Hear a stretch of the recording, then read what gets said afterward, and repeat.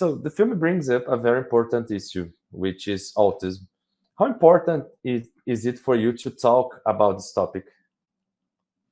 Well, it's important to the writer who wrote it, Tony Spiridakis, who has personal experience with his son, and it's sort of his journey that he had took with his son.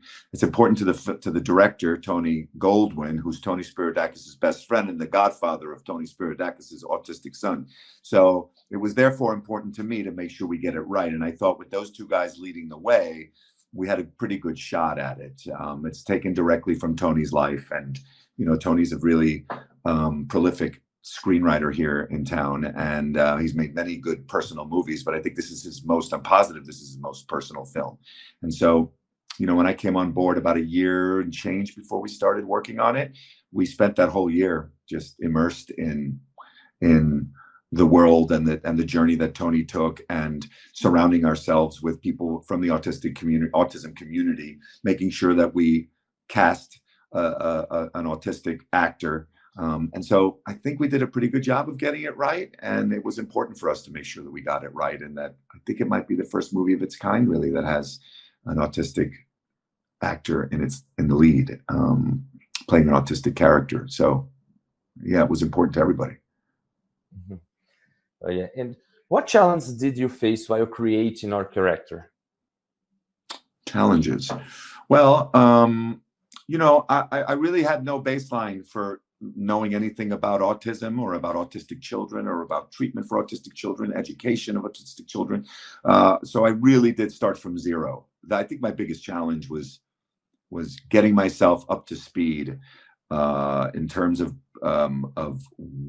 how much this character would know about what he was dealing with. He has an unorthodox way of dealing with people, but in terms of knowing the facts about whether it's his rights, his and his son's rights, the kind of medication that's given. There's a scene in the doctor's office there where the doctor prescribes Risperdal, and immediately Max knows what that is. He knows what the symptoms are, what the side effects are.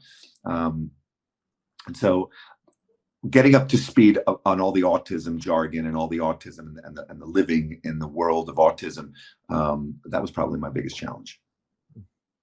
Okay, and the movie has comedy and also drama.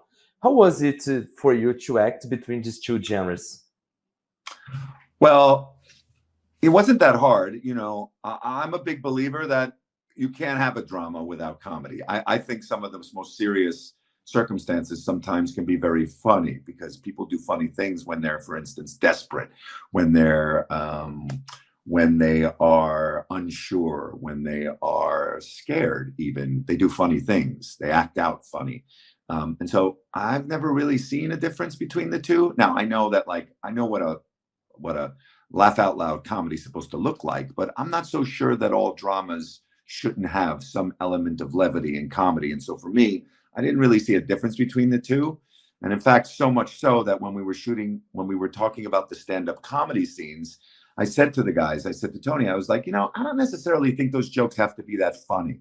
I think if we believe that I'm a stand-up comic and that I'm a comedy writer and that I'm going through something and that is how this guy processes it in front of an audience, I don't think it's that important that it's that funny per se, but just that his persona can be seen as funny because, again, he's a guy who's at the end of his rope. He's desperate. He's about to do something very desperate, like take his son across the country without telling anybody. And so for me, the two kind of they intertwine all the time, comedy and drama. So that wasn't really the challenge for me. Okay. And your experience as a father helped you in creating the Max, the character?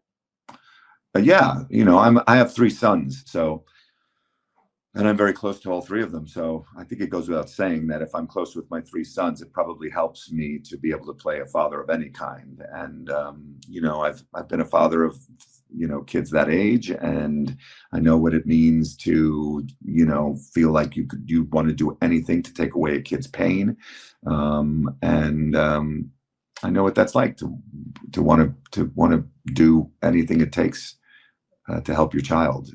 So yeah, it was very easy to draw on that for this character. Okay, and your character has a caring instinct toward his child, but ends up getting confused in many moments. Did you experience that a lot in your own life? Yeah, I think that, look, I think that the character is a reactive personality. I think he's somebody that doesn't always think before he speaks. He's an emotional person. And so what comes out is a very sort of direct, very direct, and very immediate distillation, if you will, of what he's feeling in the moment. And I think that sometimes that doesn't seem like it goes well with what his intention is. So he's trying to do something and get something, but his methods don't always help that. And I definitely have experience with that in my life. I think everybody does. I think, like, you know, this guy he's just not a calm Zen-like character at all. Neither am I. So I definitely was able to empathize with the character and the way he is.